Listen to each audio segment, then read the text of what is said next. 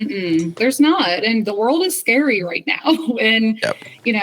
especially for a lot of our kids are LGBTQ, the things that they're going with, we just always want them to know that whatever they're going through, this is going to be their home. There's always going to be somebody here to support them. And we have a lot of kids that, like, there's a bunch of kids out in the lobby right now that don't even have lessons today. They're just sitting there. Just hanging out.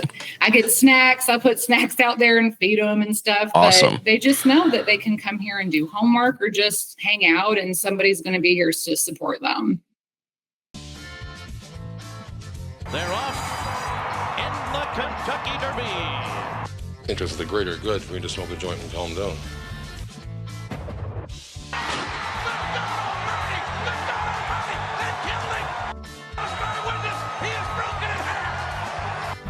I am the greatest.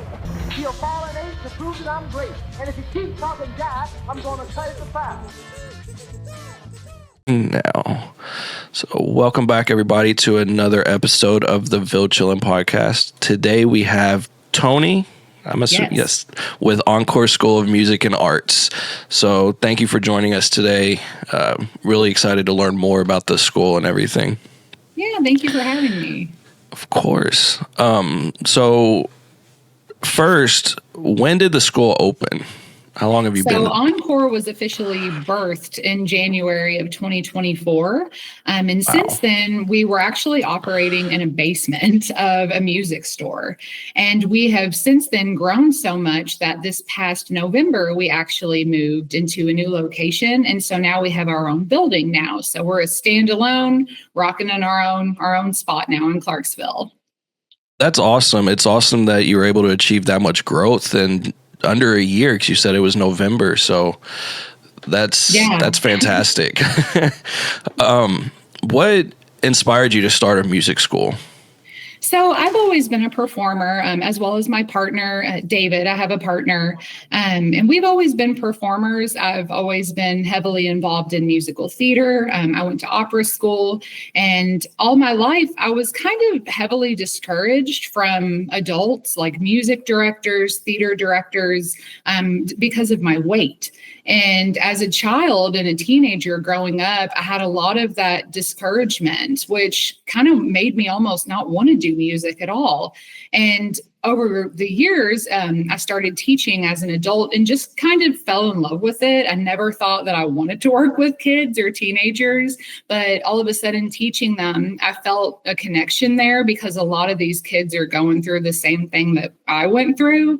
And as I continued teaching with different schools, it just kind of became a passion for me. And I said, you know what? I need to open a place where all these kids can come and not worry about their weight, the amount of money that they have, their color of their skin. This is just a safe place for them to express themselves through art and music. That's awesome. That's the best reason possible, probably, to even go that route. So how long, you said you've been doing performing arts or music and stuff for a long time now, since you were a teenager? Mm-hmm. Yeah, when did you started first... as a kid. I started doing community theater and just plays at school and musicals. I was always in choir. I started taking classical voice lessons when I was, I think, 7, and then started working with Kentucky Opera. Ended up going to school to get a music business degree. And then I actually went and studied opera in Italy for a while. And that kind of sparked some interest in me as well, just all different aspects of performing. That's amazing. That sounds tough. And I mean, I know Italy takes their opera pretty seriously. So it's tough. Yeah.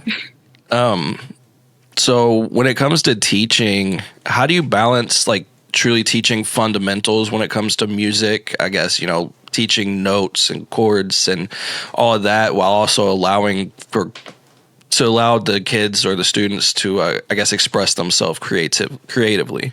Yeah, I think the main goal for our teachers here, which we're a small staff, which I wanted to do on purpose, just because we're dealing with teenagers and kids and people, and a lot of these kids are having emotional and mental health issues these days. And after COVID, they're going through a lot. And so the biggest thing that I think sets us apart at Encore is we are very mental health heavy here.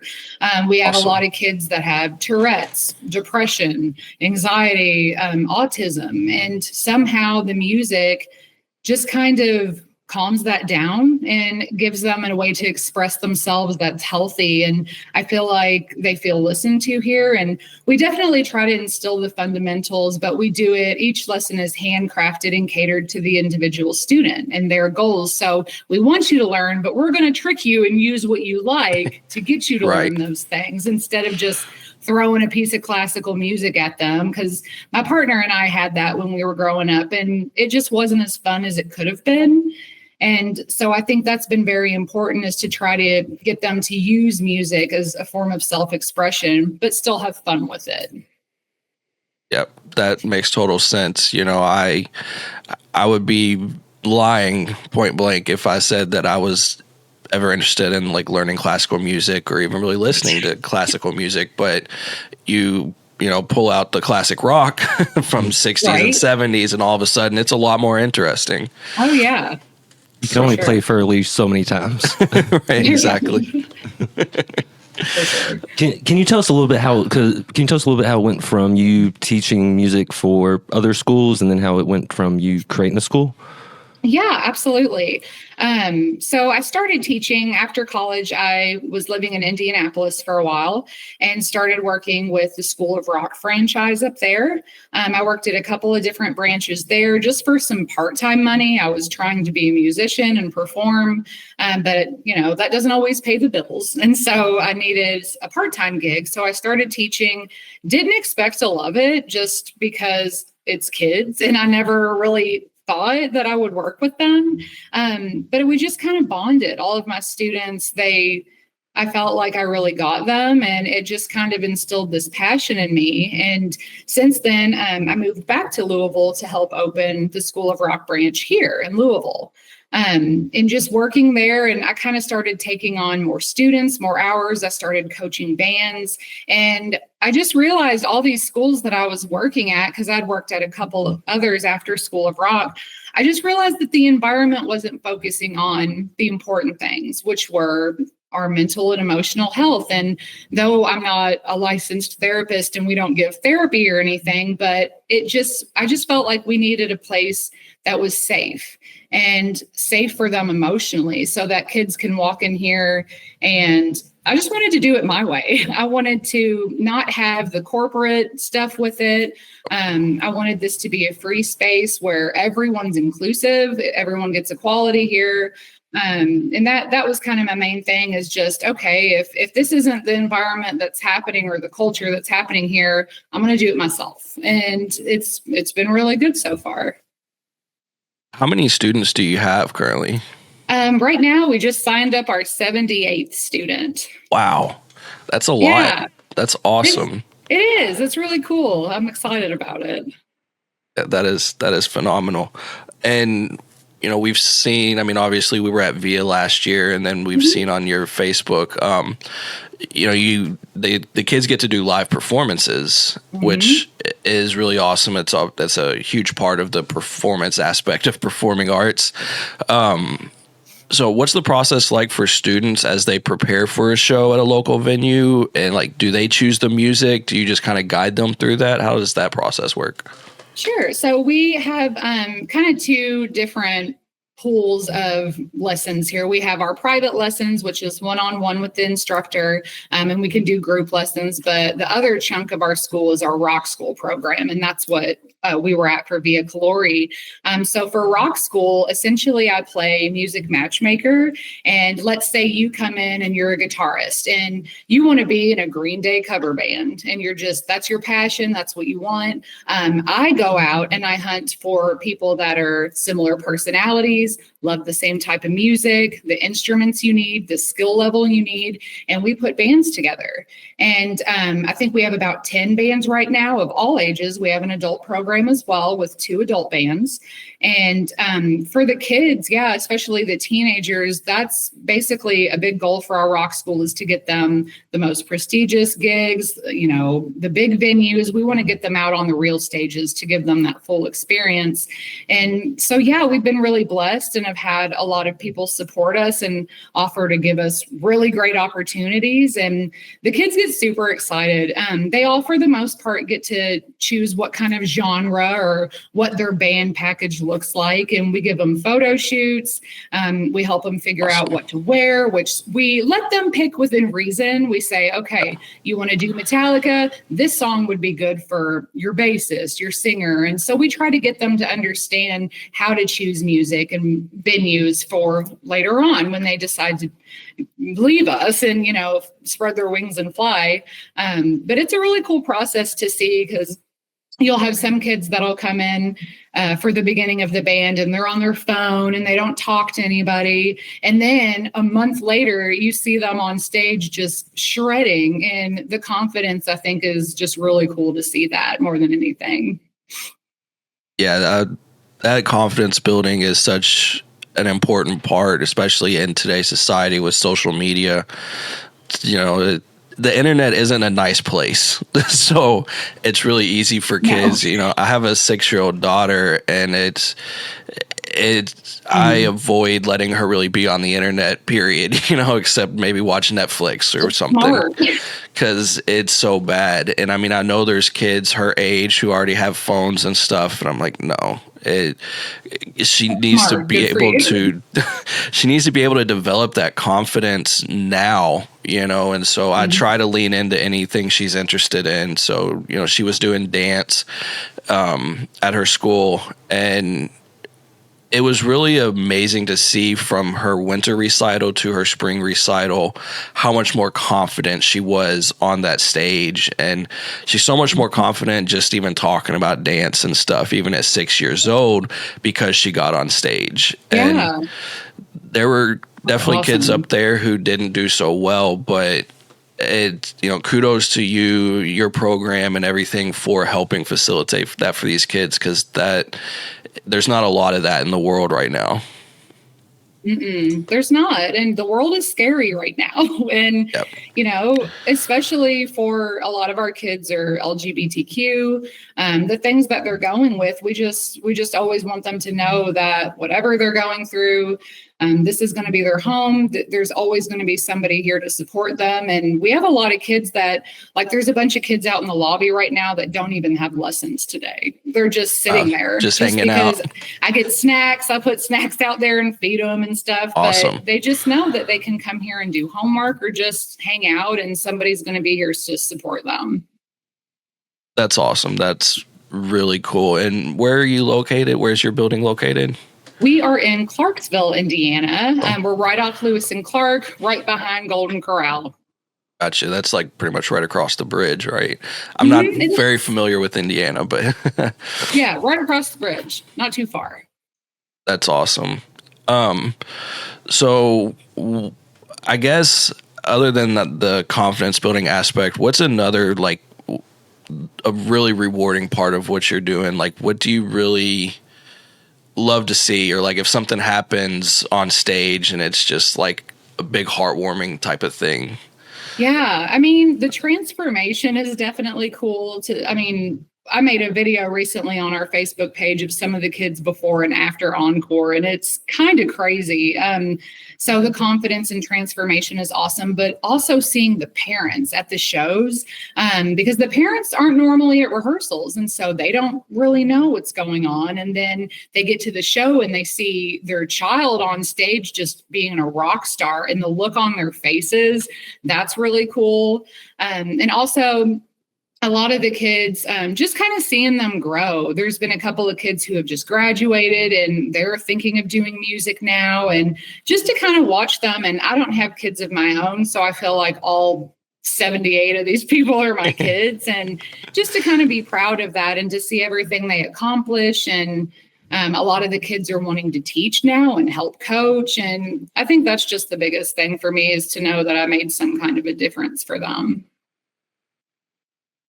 That's awesome. I love how you have mentioned the mental health aspect of it a lot too, because I mean, obviously, May was Mental Health Awareness Month, I think, and you know, a lot of those types of things are becoming a lot more prevalent, or at least actually being diagnosed now. Whereas for a long time, things just weren't really diagnosed. We didn't understand what anxiety was, you know, and it's very prevalent in kids too. You know, a lot of people used to kind of think like, oh, kids are just going to be kids. They're going to be fine. That's just how they are. And know that a lot of the things we see are those beginning stages of anxiety or depression and things like that. So being able to have an outlet, just that's got to be very rewarding for the kids. And I mean, as you said, it's rewarding for you to see that and be able to help and make a difference. That's very powerful. Yeah. What kind of? Sorry, go ahead.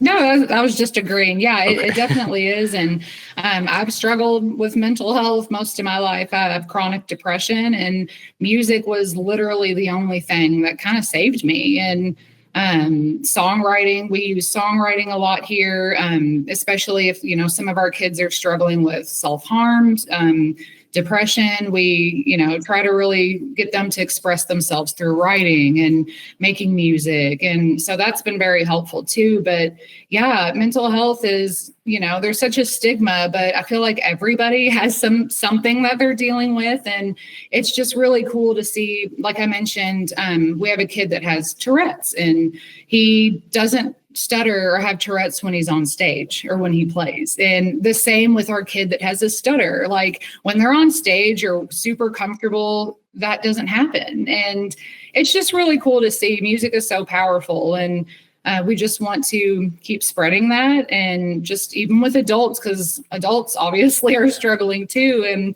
and we're a place for them too. So we just want to let everybody know that there are ways to get through those issues for sure. Yep, that's very powerful. What kind of venues have you played at? I mean, other than Via, what kind of venues do you have any that you play at consistently, like just a consistent thing worked out with some of these venues, or? Yeah. So one that we go to pretty often is Our Lady of Perpetual Hops in New Albany. They've been fantastic with us, and they let us come and put on shows a lot. We are actually partnered with Enchanted Forest and Floyd County Brewing Company in New Albany. We partner with them. We help sponsor a lot of their equipment, and so they're great. We actually have a big Encore Fest at the stage outside of Enchanted Forest on July 27th. All the bands are going to be playing, and Top Shelf is going to be headlining. They're one of our friends that Top Shelf actually rehearses here. They're a big cover band in the area. So we're just kind of making friends, and they're shooting us opportunities. But I mean, we've hit, let's see, we were just at Zanzibar. We just hit Bourbon Hall, so with Terry Harper. So yeah, we're just trying to make friends, and people have been so good to us so far. So our kids have gotten some really cool opportunities because of that. That's awesome. I thought I saw headliners last year. Did y'all go end up doing Yeah, headliners? we did. That was our first like big kind of opening showcase here in our new building. And because we were working in a basement, and so we didn't have a lot of budget. We didn't have much going on, and we're kind of like an underdog story because we were actually at a different music school. And I was running the school and just trying to beef it up, and just the environment wasn't what we wanted. And so we actually, overnight when we decided to open Encore, we had like, I think it was 9 of their bands just walk out and come with us and say, where are you going? We'll follow you, like parents. And so we ended up in a concrete basement, and they all came. And since then, we've just been growing and trying to find new ways to bring people in. And now we're in this fun building, and yeah, we're kind of the underdogs, but we're just trying to do good in the community. And so far, people have been really cool, and that's very helpful. Yeah, I mean, it's definitely an inspiring story, knowing that you just started in January of last year and within 11 months, 12 months, able to get your own building, having 78 Hmm. students signed up. Yeah. I mean, that's really awesome. Because there's probably some much bigger schools who wish they had that many students and wish Yeah. that they were able to make some of the connections with some of these venues and stuff. So, Yeah, it's all about connections. We're just trying to show, who we are and do right by people because there's so many hateful people, and we're yeah. just trying to spread love and just to give people a good outlet. But yeah, community is everything. We're very big about that. We like to provide for, there's a couple of foundations in the area that we like to provide for. We do have a scholarship here. So if a kid is struggling financially, we don't like that to be the end all be all for them because I didn't have a lot of money growing up. So I understand that. But yeah, we just want to give back and just do right by everybody. That's a very awesome mission to have. More people, more businesses need to embrace that. I think the world would be a much different place if they would embrace that type of mentality more. So how did you end up running the VIA stage, the VIA Calori last year? How did that come about? And what are your thoughts on VIA as a whole? I love Via Calori. I think that is one of the coolest festivals. I mean, I'm an artsy person, but what was so cool is some of our kids were participants as artists. And so That's awesome. that was so cool. Like last year we had a band play and then the girl had to get off the stage and go run and show off her chalk drawing. And so there's so many things to be proud of, but we just connected with Dusty a couple years ago and I was just looking for some opportunities and we just kind of clicked and we came, I think 2 years ago, they gave us a spot for one band and they were happy with it. And they said, this is a great product. And so they invited us back for a whole chunk of a day last year. And, the sound guy is amazing. His name is Tim and he's just super funny and was so good to our kids. And luckily our kids have just been, professional and doing a good job. And we try to set them up to, respect everybody. And yeah, they did a great job and I'm excited to do it again. It's a very, very cool festival. I like it a lot. Yeah, they did awesome. Like before you see anything, you hear the music. So like they sound amazing just hearing some of the music they was doing. Oh, thank you. Yeah, we're pumped. I think we're getting a little bit more of a time slot this time around. And so I'm bringing more bands and we've got people of all genres this time. So you're going to hear all kinds of different music and all ages too, which I think people forget about the adults in the community, but you're never too old to start and we'll put you in a band. And I think we're going to have 2 adult bands this year. So I'm really excited about that. What day are you going and like what times? Do you know that yet? They haven't given me, I think we're going to be on the Sunday, Okay. but they haven't given me the exact lineup times yet. I'm sure more info will come out. I know Dusty is working feverishly to get everything finalized. she's amazing. Very much so, yes. Well, cool. Yeah, we can't wait. We'll be there both days again this year. Yay. You can only walk past the chalk art so many times as it's still in progress. So, Yeah. I mean, there were multiple times that we kind of just walked over to the stage and just kind of sat down whenever my daughter wasn't running through the giant bubbles. Right. Yeah, those were cool too. They had some good stuff this year. It was fun. Yeah. It's such a, I guess, like an amalgamation of just everything that you would want out of that type of a festival. Mm-hmm. And the space, just, I think it's so. The first thing that I thought is there's so much to do, but it's not like cramped together. Right. If you're listening to the music, you can be engaged in the music. If you're looking at the art, you can be engaged in the art. If you're looking at the vendors, like I think they do an awesome job setting it up. And there was obviously a ton of people there, but it's not like you're shoulder to shoulder with anybody. There's breathing room. So for those of us with social anxiety and stuff, that helps a lot. But no, it is awesome. It was honestly really inspiring to see kids up on the stage and just rocking out. I, for one, would be terrified. I mean, for one, I have not a musical bone in my body, but this is about as branched out as I get. I can do this internet stuff, and it's like just having more one-on-one type meetings and stuff. But like the trying to get up in front of people, especially a bunch of people you don't know. There's people from blocks around who can probably hear. Like that's all I would be thinking about. So major we kudos. We can work on that with you if you want. If I ever have time, I would be very interested. And if not me, then my daughter maybe when she's ready, or if she wants to. She loves the idea of playing music, but she, I guess, doesn't know where to start because I don't know where to start her. Okay.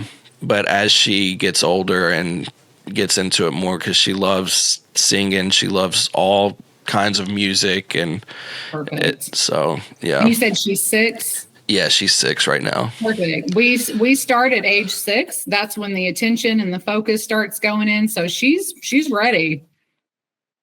Pretty soon, yeah. do you feel like sometimes it's easier to teach younger children versus like young adults as far as like picking up on some of those kind of things?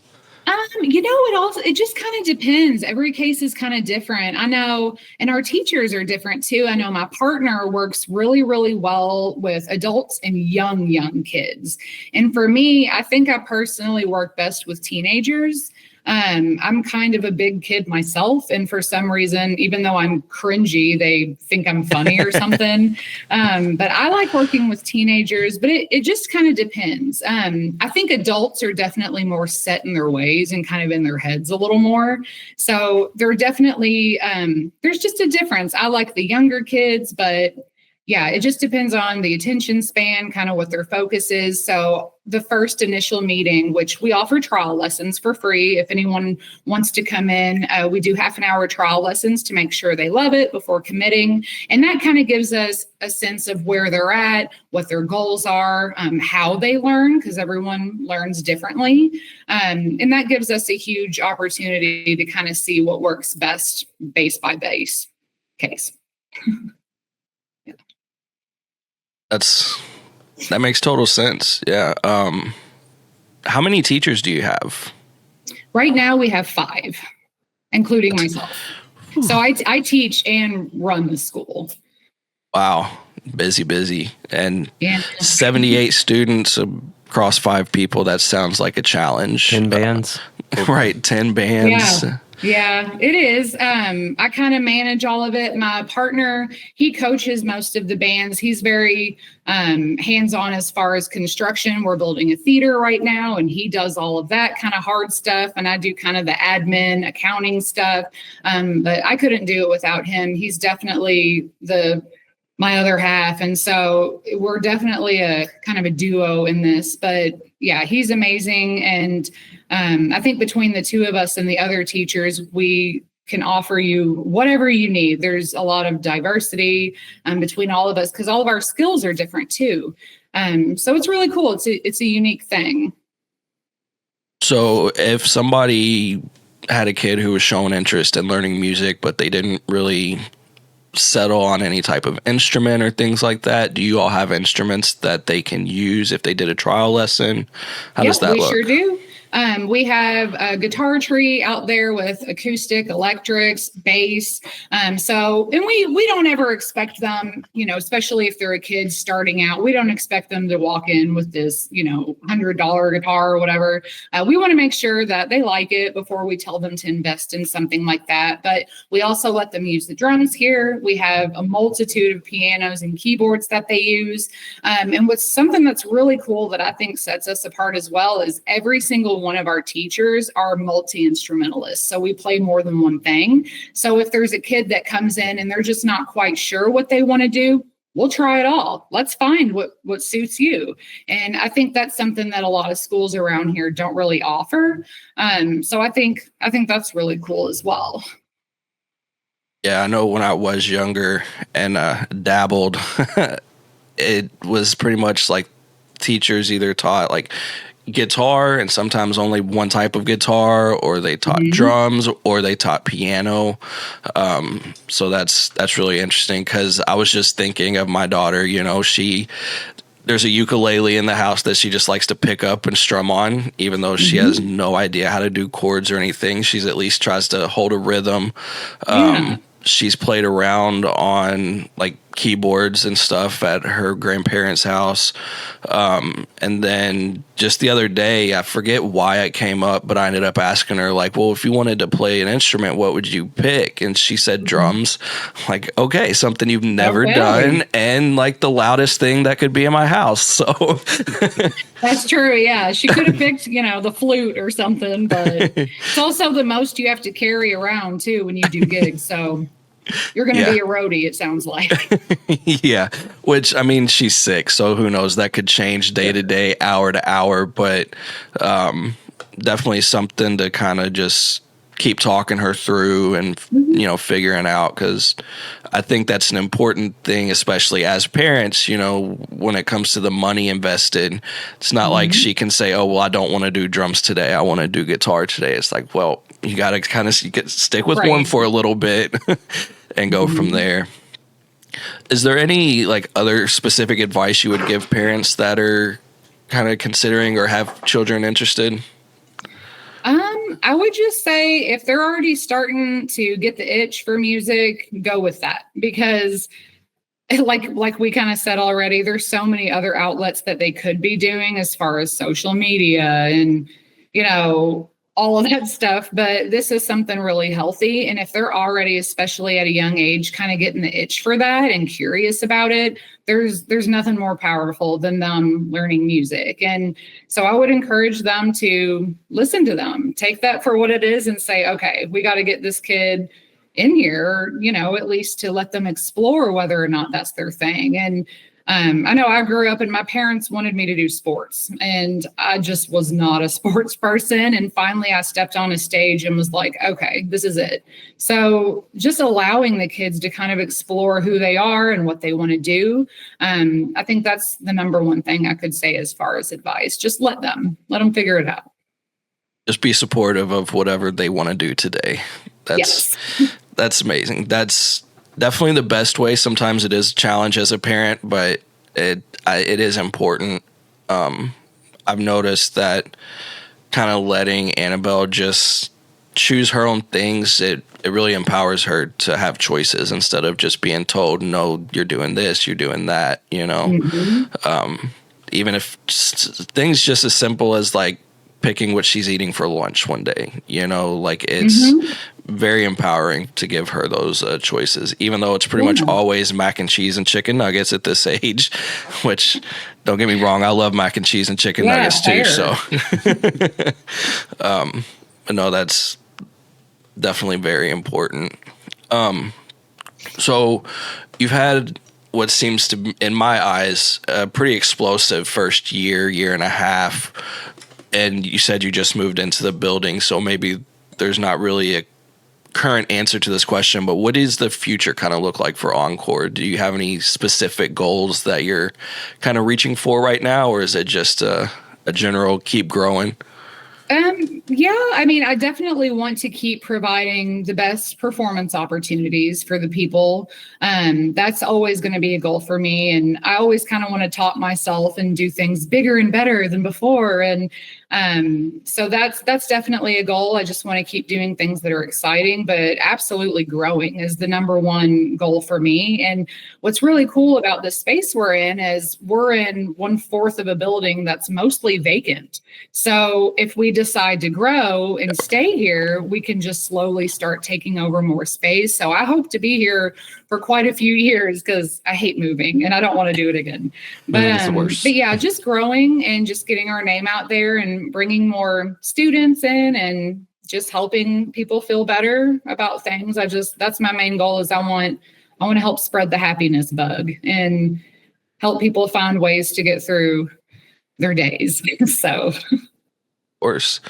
So if people want to learn more I know you're on Facebook. Is there any other socials, or if people wanted to reach out, is Facebook kind of the best way? Or Facebook, we also have an Instagram, and they're pretty similar. We share similar things on there, but yeah, you can check us out on Facebook or Instagram. If they have any questions or want to sign up for a trial, they can always give me a call. Our contact information is on there. But yeah, we're ready to keep growing, and trials are really cool just because I feel like that's something cool we offer and not many others as well. We just want people to really understand the vision and kind of what we do before, jumping into it financially. But yeah, they can check things out on social media. We're pretty active online as far as we do student highlights. We highlight our teachers. We highlight the bands, and you can see their photo shoots and all the goofy kids there. And sometimes the kids will help with social media too. And a lot of the times the kids are smarter than me. So especially with technology. So they've been very helpful too. But yeah, our social medias are definitely the best way. yeah, so as part of the band coaching and stuff, I guess that also includes like branding, how to brand yourself as a band and things like that.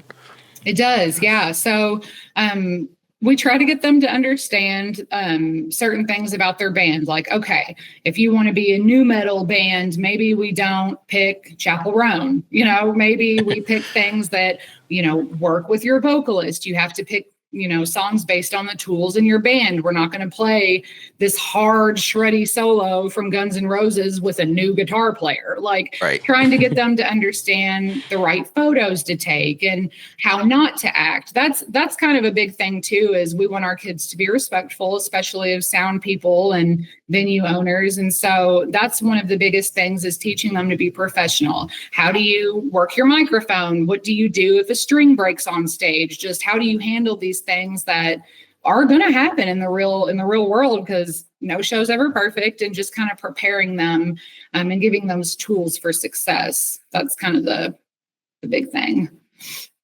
And those are skills that go beyond just playing in a band or playing on stage, being able to brand yourself or how to present yourself, or, what to do if something happens, like, decision making in the moment and on the fly. Mm-hmm. And those are all very important life skills, not just music skills, musician skills, performance skills. Those are very important things that they can take on to whatever career they choose, whether in music or not.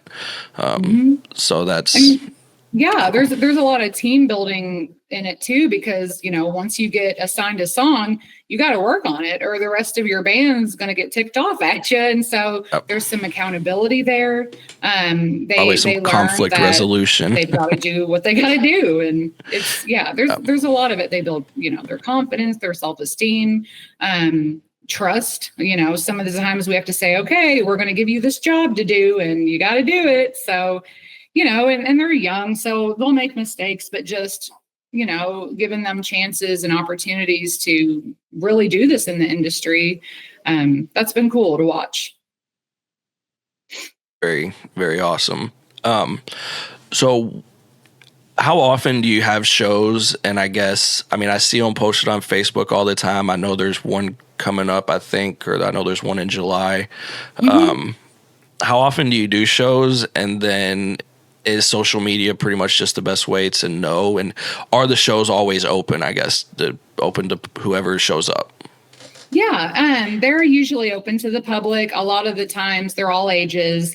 And yes, social media is definitely where we post all that. Sometimes if it's a big production, we'll go to the media or, news with that. So the July one, that's a big one that we're having, July 27th, and it's going to be all day. And then Top Shelf's going to be closing that. But I try to have a big, what I call showcase, like once every month and a half. It's kind of that carrot at the end that gives the kids the goal to say, hey, we've got to get ready for this show. That's kind of the end goal, and then they gear up for the next ones. But the cool thing about our program is we have different levels of bands, and we have performance bands, which is kind of like we're ready to gig, make money. And we have about 3 of those teenage bands, and they're already kind of gigging in the community. So they have shows all the time. But yeah, as far as our like big showcases with everybody, we do that maybe every like month and a half or so. Awesome. That's still quite a lot, though, which it is. It is. I think, but that's fantastic because, there has to be some motivation for kids, especially. I mean, even adults. I mean, we have certain things that motivate us to keep doing stuff. And if it's just you're going to a lesson every week or however often it is, and that's all you're doing, there's not really, like you said, there's not the carrot at the end that makes you keep moving forward and want to keep progressing. So, I mean, it sounds like a lot to manage, as everything else you've said does as well, but I think that's a very important aspect of what you're doing as well. Yeah, and we want to give the private lessons students that opportunity too. And I think that's cool as well. We don't just, you don't have to just be in a band to perform. We're doing, in July, we're doing a cabaret night where we have selected our best jazz and musical theater soloists that take private lessons and let them perform. We're building a theater where we can do recitals monthly. I just want everybody to have the chance to kind of feel successful, invite their parents and their friends, and just kind of show off for a little bit. I want everybody to feel like a rock star, and they work hard. So I think that payoff is really important. Definitely. I can definitely see even just the 2 recitals that my daughter did for dance. Leading up to those recitals was big for her, and then that reward of being up there, and of course the costumes that she gets to get from it are kind of, I think those might be her favorite part. She loves dress up, so yeah, for sure. But that is totally fair. If it keeps her engaged, keeps her active in it, then it's very fine. Every picture she takes now, she's in some kind of dance pose. She just has to. So it's fun, but it is very important when teaching kids, especially, that they have that payoff at the end, and it's not just a monotonous appointment. Right. It gets stale after a while, especially if you're not working on things that you're interested in. And yeah, it gets stale. You have to gear up for something, and you can tell they get excited, they get nervous. And I think that the opportunities we provide are kind of have make or break, and it's made us. So I don't know a lot of schools that are providing that many opportunities. So I think that's been a really cool thing for us. Sounds awesome. We'll have to try to make it out to something if we can. And definitely. I mean, if not, we'll definitely see you guys at Via Glory this year. So I don't have anything else. Do you have anything? No, it was awesome seeing you guys. Can't wait to see you guys again. Yeah, thank you so much for having us. And yeah, keep an eye on our shows. We got plenty coming up, and we'd love to have you guys. And yeah, you guys have been great. Well, thank you. Thank you so much again. We'll put the social media links and stuff in the description so anybody can find you. They can make it easy. Thank you. And yeah, we look forward to seeing you when we can. Do you have anything else that you want to bring up that maybe we didn't cover? I don't think so. Just if you're interested, or if you just need somewhere to feel supported and encouraged, come check us out. We have an arcade here. Cool. If you Nice. want to come play some games, just sit in there. Kids are playing Jenga in there right now. But yeah, just come out. If you need just good people to just say hi and tell you you're awesome, come check us out. That's amazing. It's more of a community than a school. And Yes. but you get to learn. So that's fantastic. We really appreciate your time and everything that you're doing for kids and adults in the community. I think it's awesome. It sounds like a very awesome program. So very, very glad that we got to talk and break it down a little bit today. So Yeah, thank you so much. of course, I guess with that we'll end it there. Thank you again so much. Thank you. It's been a pleasure. Thanks, guys. Thank you. Bye. They're off in the Kentucky Derby. think it's the greater good for me to smoke a joint and calm down.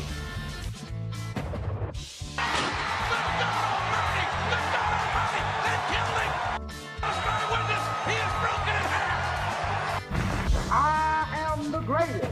He'll fall an ace to prove that I'm great. And if he keeps talking jive, I'm gonna cut it to 5.